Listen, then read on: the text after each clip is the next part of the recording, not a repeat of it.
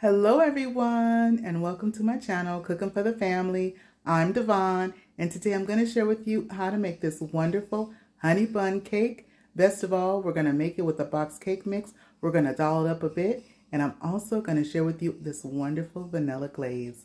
Are you ready? Let's get started. These are the ingredients that I'm going to be using. I'm also going to share with you how to take these ingredients and put them together to make this wonderful gooey honey bun cake. And for your reference, I'll have a list of ingredients in the description box that you can refer back to. So first I'm using one 15.25 ounce box of yellow cake mix. Now, you do want to use a 15.25 ounce box of yellow cake mix. That's going to work best for the recipe. You can also make this cake a day in advance, but for me this morning I'm making it for some friends. We're getting together at my neighbor's home. She has put together a mom's breakfast and all the ladies are going to be bringing a dish to share for our brunch, and so I'll be sharing and showing you what the ladies are also bringing. So next we're going to be using 4 large eggs, and I have my eggs at room temperature. Those room temperature eggs are going to blend better when you're making cakes and batters versus having cold eggs right out of the refrigerator. So I have my eggs, nice room temperature eggs, that's 4 large eggs. Now also to the cake mix we're going to be adding our oil. This is vegetable oil and this is 3/4 of a cup of vegetable oil. Now to the vegetable oil and the cake mix I'm also adding some sour cream, and this is 1 cup of sour cream. Now the sour cream, I like to use a thicker brand sour cream, and so if you have a thick brand sour cream, I use Newton's in particular, something that my mother always used. You can use any brand that you like, but I have found really great results by using that thick Newton's sour cream. Now to that I'm going to be adding my eggs. I'm adding my eggs in one at a time.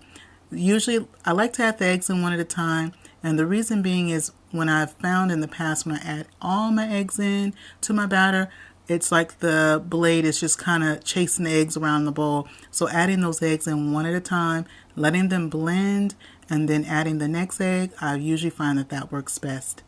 Now if you are new to my channel, I want to welcome you in, and if you're a returner, I want to thank you for coming back. I want to thank all my wonderful subscribers for their likes, their shares, their subscribes, their good vibe comments. I truly appreciate it. And if you enjoy good home cooking and baking recipes, I hope you consider subscribing. So once I have all of my eggs in, I want to make sure, especially if you're using a stand mixer like I am, that I scrape down the sides of the bowl as well as at the bottom. I want to make sure that I capture all of my ingredients in the blade as it's mixing. And so once my cake has done mixing, and it's important that you don't want to over mix. If you have some tiny lumps here and there, those are not a big deal at all, but you definitely want to make sure any larger lumps, you want to work those out. But I always like to kind of keep my blender on a low or medium speed, just so that way we don't over whip our cake.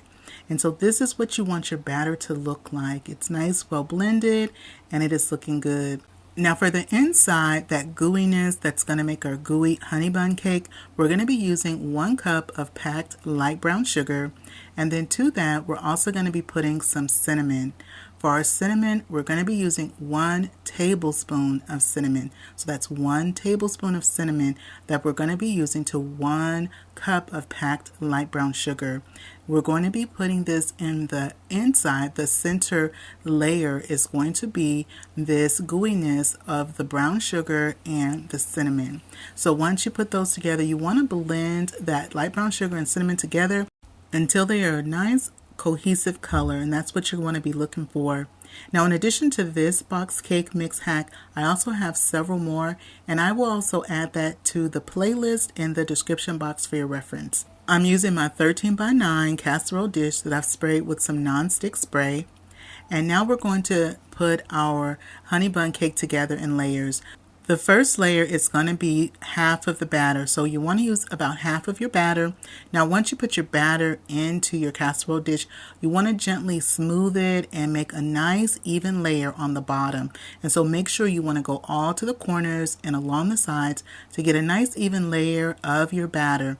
Now once you have your first layer all nice and even, and if you need to add just like a little bit more, you can go ahead and add a little bit more. Now the next layer is going to be the brown sugar and cinnamon mixture we have. And we're going to be using all of our brown cinnamon and sugar mixture. This is going to make that nice gooiness that's going to be in the middle of the cake. And so when you're putting this down, you want to make sure that you sprinkle all over and try to make it as evenly as possible around the sides and also in the center. So make sure you go corner to corner and make sure everything is covered in that bottom layer of cake batter.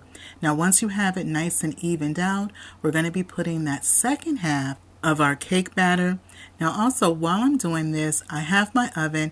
It is preheating on 350 degrees. You want to make sure that you're going to put your cake in a nice hot preheated oven. And again, our cake is going to be baking at 350. So I went on and I put that second half of the cake batter right on there. And then you're going to be using a spatula. And we're going to be using a spatula because you want to go ahead and evenly distribute that top layer of cake mix all over. And so just kind of take your time, and you want to just make sure that you have that nice even layer. And again, you want to make sure that you go all the way to the sides because this is going to help your cake to bake up evenly.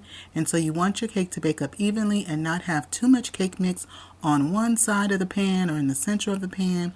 And so we want to make sure we have that nice even layer, and just go ahead and do it just like that. Now once we have our cake batter, that top layer nice and even, we're going to go in with a butter knife and we're going to be making some swirls. Just like I'm doing there, you're going to go back and forth, and you want to make sure that you're going to be gently touching that bottom layer of cake batter as well. So I know we just made this beautiful even layer and made our cake look so nice for baking, and we just going to go in there and just going to mess it all up.